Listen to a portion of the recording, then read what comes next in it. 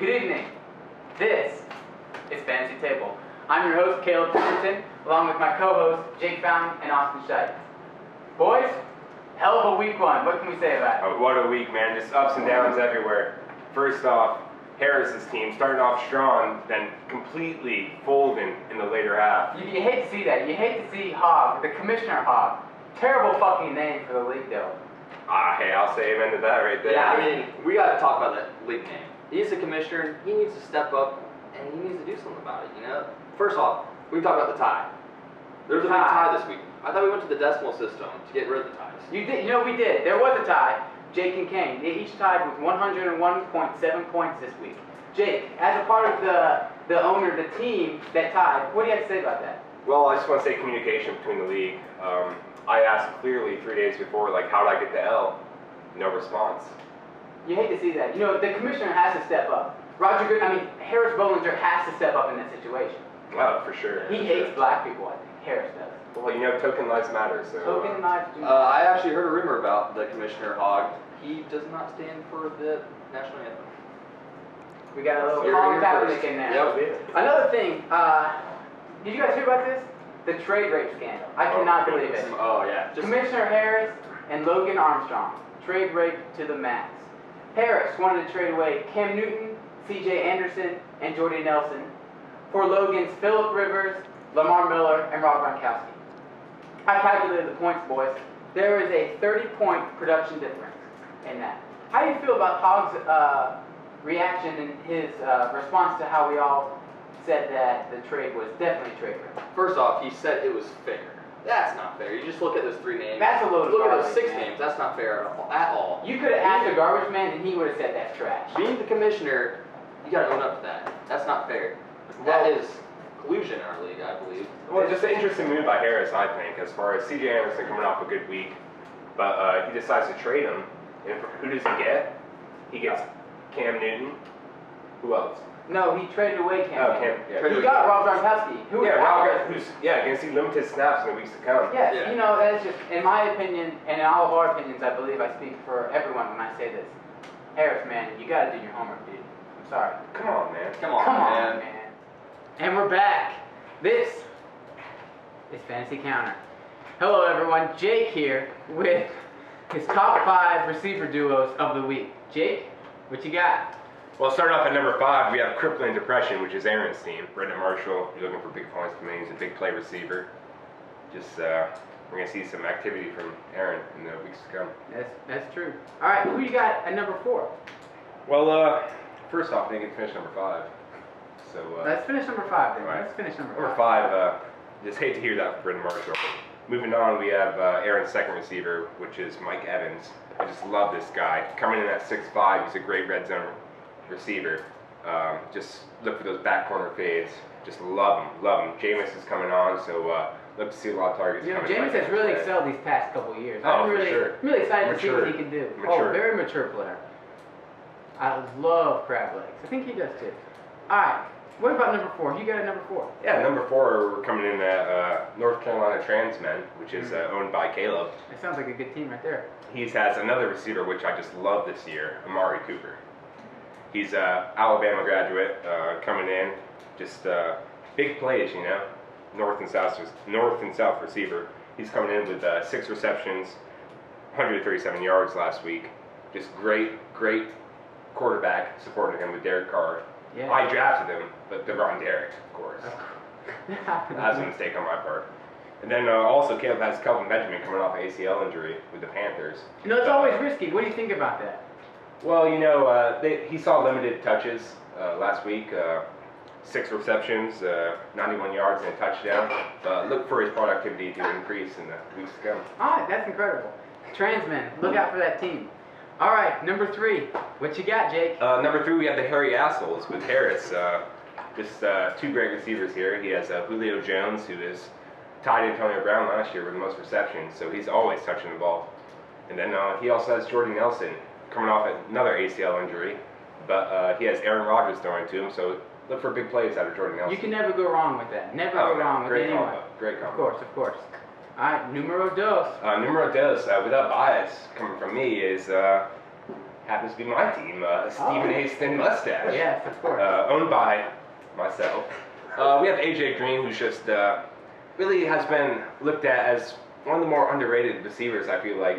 I've always in seen the him as a coming very years. solid player. Not top 2 material, but very solid. Why do you see he's top 2? Well, look at his body control. He's able look at to it. throw his body out there and able to maintain possession of the ball. You can throw it anywhere and he'll somehow make the catch. He's coming off of a 12 reception, 180 yards and a touchdown game, so look to see him with more production. Of course, of course. And what about T.Y. Hilton? T.Y. Hilton, he has Andrew Luck back, which will help him. And he's coming off a 178-point season in 2014 with Andrew Luck, so look to see big production out of him. Great, great. All right, top spot, top dog. Who Top is spot, I mean, who else can have it except Chance, you know? Chance. 3 hams, $25. Of course. Can you believe that deal? That's a great deal. You know, that's one heck of a deal, man.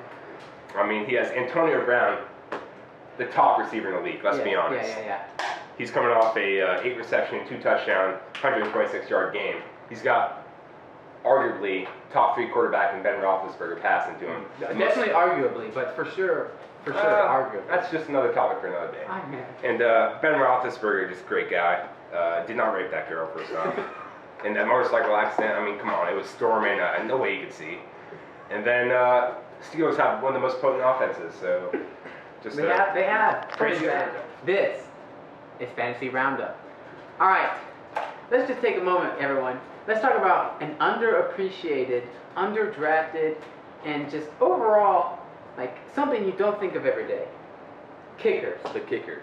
Austin, Jake, kickers, like, they're important, yes or no? Well, let's be honest. I mean, kickers can account for 0 points, and then again, they can account for 15 to 20 points. That's to be exactly honest. right. Kickers are usually a guy you draft last pick, second to last pick in the draft. But this year we had something different happen. Blake Lawhorn drafted 2 kickers. His first kicker, if I'm thinking I believe right, the 6th round. it was like the 6th round. Yeah. Who does that? And you know, Blake Lawhorn, he is the reigning champion of our league. What does that say about our league? Well, all I gotta say is either he knows something that we don't, or he's just a fucking idiot. It could be both, honestly. Yeah, who knows? All right, so, you know, kickers, they're big playmakers, big point scorers for the team. You know, this past week, Blair Walsh, he missed 2 field goals in the first half. And what happened? He ended up scoring 14 points. You know, that's just incredible. You love to see that. But you also hate to see that because, like, there's a huge difference between a kicker scoring 8 points in a game and a kicker Right. scoring 16 points in a game, you know? Equal points. And both are very, very likely, very, very possible. I will say this, in Super Bowl 40, I was on the field, and just, to be honest, my kicker was just unbelievable. Yeah, you know, you love to see that. Steelers kickers, man, they've always had a great legacy of kickers. So, here are some kickers that I like this week. All right, first, we got Blair Walsh. Again, Stephen A. Thin Mustache. All right, like, Blair Walsh, he's going up against a good Green Bay defense. When you say going up a good defense, why is that a good thing? Well, red zone efficiency. The offense is not they're going to get into the red zone, but they won't be able to finish, and that's when Blair Walsh goes and puts it through. But like we saw last week against the Titans, a weak Titans defense, he kicked 2 field goals in the first half. Me and this gentleman over here, Jake, were actually at the game. You go to a 10. We attended the game. That's incredible. On the field. We witnessed him miss 2 field goals that easily could have been made. But he still ended up scoring 14 points that week. So what was your intake on that? I will say this, it's all about third down efficiency. Minnesota's not a good third down team, That's exactly obviously. right. So, but Minnesota defense, on the other hand, can create turnovers, get good field position, win the field position battle. You'll see a lot of field goals from Blair Walsh this week. You know, and I really like Blair I really Walsh. think so. You know. Blair Walsh, he's going to put it through the uprights, just like Joey Chestnut puts down those hot dogs. And man, can he put down some hot dogs. Damn, he Oh man, one more kicker that I really enjoy, Adam Vinatieri on Vagina Tits. You know, they got a great offense, and you know the defensive battle. It's just like the field goals are just going to rack up for Adam Vinatieri. Like you cannot expect anything better from a kicker. I love that pick, Vagina Tits. You got it coming for me. Man, all I gotta say is, like, how old is that guy, you know? Like, I think my grandma was in his league, you know? It's crazy, man. It is Not crazy. gonna lie, I didn't know I had him until he just mentioned that. Now that I know I have him. That's awesome. You know, I love Legend that. right I there. love that enthusiasm. Kickers that I do not like for this week. First, on crippling depression, we got Justin Tucker. Now Cleveland, just overall, it's a bad team. Then touchdowns will be scored. Like the Cleveland defense is not good enough to stop that offense, and so touchdowns will be scored. Of course, you get extra points, PATs, but those field goals, which really rack up the points to the kicker, they can't. Another bad kicker pick, Dan Bailey, who plays for the Hairy Assholes. Now, Washington has a decent defense, but I just don't see Dallas reaching Washington's side of the field very often. Dak Prescott, he played very well last week. However, he cannot hit the long balls. The only guaranteed yardage he has is Jason Witten. One thing I gotta say about that is, boys and girls, it's that time again. This is Fantasy Roundtable Knights of Honor. This is rapid fire. All right, Jake, 10 seconds to answer each question. Are you ready? I'm ready. Let's go. All right. Breakout receivers. Who do you see? Breakout receiver, I have Tajay Sharp, Tennessee Titans. He's coming off a 7 reception, 76-yard game with 11 targets. Look for Marcus Mariota to find him more in the red zone, too, so look for him to have a good week. Great point. Tajay Sharp. Write that down, ladies and gentlemen. Austin, do you see any flops this week? I do. Todd Gurley, once again. The LA Rams do not have a good offense. He's a good running back, but he doesn't have a good line to run behind. He's going to be another flop this week. That's a great point. Jake, one more question for you. Who are some receivers that just cannot get it this season, man? Well, maybe not this season, but this week, Des Bryant. I mean, once again, you got Dak Prescott throwing for you. He likes to throw between the hashes. Look for Jason Witten to have a lot of production, and look for Des Bryant to have a little of the luck. All right. Austin, last one. This is the question. Are you ready? Yeah, I'm ready. All right. How does an owner look for a flop? How do you spot one before it happens? Well, you just got to be smart about it. If the team's bad, most likely the player's going to be bad, That's a great point. Even if he's a top performer, top player, if he's running behind a bad team, bad coach, he's not going to be good. Once again, Todd Gurley, not going to have a good year. Sorry, right. Aaron. So, Aaron, crippling depression, your season? Crippled. No, crippled. You got Austin? Well, for our game of the week this week, we have Harris and all of Fiji. Sorry, Harris. And versus Team Auto Draft. Chance, miss you, man. I'm going to have to go with Harris and all of Fiji this week. With the production of Ben Roethlisberger and his receivers, you just can't go against that. Matt Forte, already having a good night with 9.1 points. Amir Abdullah, Nebraska product, huge Nebraska fan right here. Can't root against the guy. So this week, I'm going to have to go with Harris and all of Fiji, winning over 3 hams for $25. That's a very interesting pick. I'm glad you picked that, though. The underdog story. We love to see that here at Fantasy Cabinet.